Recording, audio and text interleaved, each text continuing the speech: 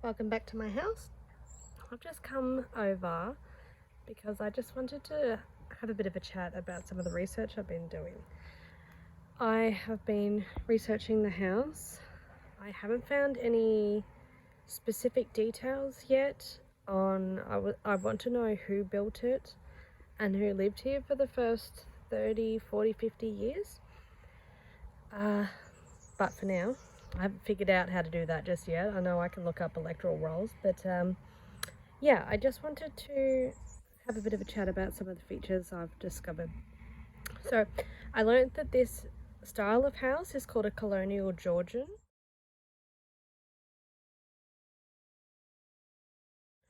You can tell because it's got, I've always called it a bull nose, but I'm not sure whether that's actually a correct term. But you can see how the veranda just kind of comes out and hangs down like a bull's nose.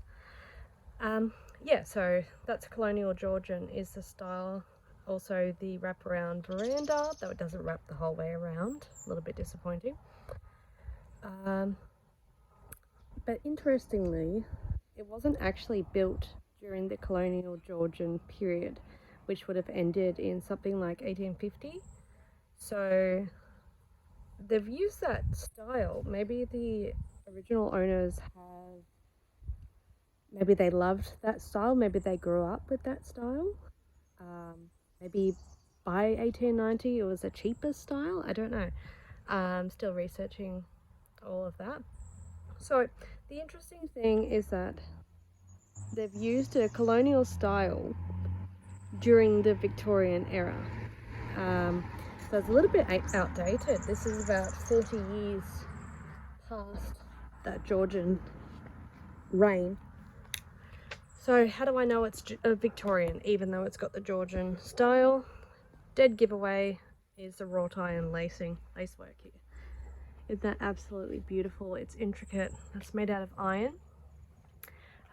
It is 134 years old, and it just still looks so beautiful.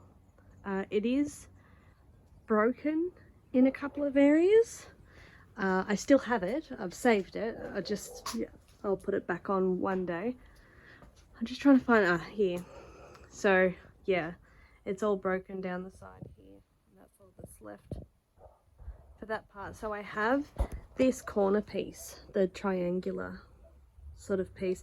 I have that saved, but all of this is gone. One interesting thing about the wrought iron is it was brought here from England.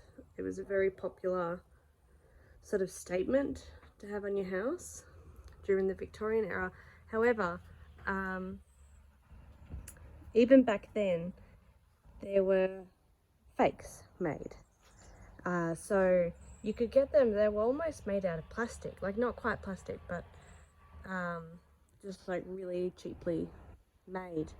And they were brought over to this specific part of Victoria on a ship, and that what happened was there was a huge overshipment, and basically they were sold off really cheap. So you can see really cheap fake versions of this. This is the real thing. I love that it's a real thing because it wasn't cheap to make. It's survived 134 years so far, and I just love it. The problem is, how am I going to source more to fill in this broken side? I don't know. Maybe I could do something like that, how they've closed it off here. And then you could sort of just end it, and it doesn't matter so much that it's gone. Excuse my finger there. Let's see, what are some other Victorian features? Oh, that's right, the front door. So the top of the front door, you can see that shape. We've got that rectangle with the paneling, and then we've got this imposing, dark, heavy door, and we've even got a beautiful knocker. I love it. I'm going to keep that, even if I'm not going to keep this door, even though, not only because, look at that original key. I've got the original key. Let me tell you, it's not handy in your pocket. Yeah, so this is everything Victorian was just, it was heavy, it was imposing, whereas like if you look at the Edwardian period, things were a lot lighter back then. That's when you'd see a beautiful lead light door. I actually really, even though it's not in keeping with the style, I really wanted to replace this with an Edwardian door. What do you think? With a beautiful lead light. I found one that had kookaburras on it and one that had magpies on it, and I would just love that. Another Victorian feature are these windows. The Georgian windows, actually they had more panels out to the side here, and then the top would actually open outwards. And so yeah, these are definitely Victorian windows. I'm not replacing these, but I am replacing some others, because at some point, and if there are any real architectural buffs among you, you might be able to let me know when, louver windows were put in, and I hate louver windows. It rains a lot here and it gets quite cold in winter. So what does that mean for louver windows? Mold. And oh gee, I pray it's only a little bit of mold, because otherwise I can't cope. But yeah, so there's a few architectural elements that I've managed to work out so far. Oh, I just thought of another one. Another colonial Georgian feature. Brick chimney. That is a colonial Georgian chimney, not a Victorian chimney. So it's very interesting.